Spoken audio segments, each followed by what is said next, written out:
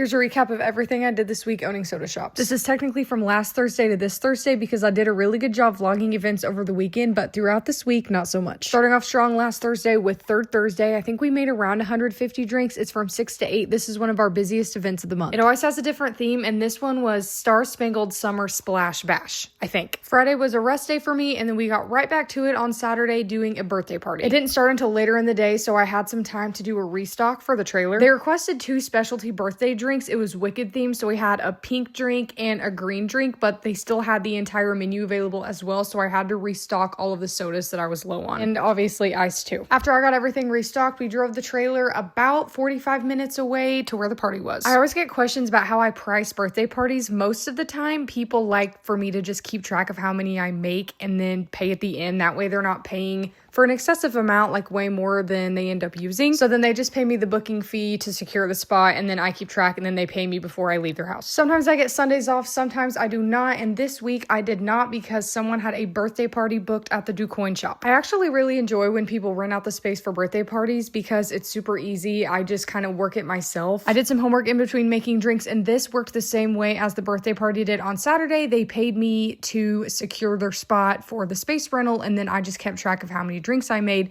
and then they paid before they left. Monday I was at the shop and I did not vlog because I was honestly dealing with some distributor issues, but Tuesday, you already know, I was in the trailer at the orthopedic center. I didn't get much footage from that because it honestly comes in spurts, and I was also trying to do a million things in between making drinks. I didn't do too much Wednesday. I was at the Do Coin shop for a couple of hours, but that's about it. Thursday I went to a coffee shop to do some work. I had to make the schedule, send a wedding contract, and I also was going to attempt to finish my class, but the final exam was locked until Monday. I did get all the other stuff done though. If you made it this far, let me know if you liked this weekly recap. This is the first one that I've ever done.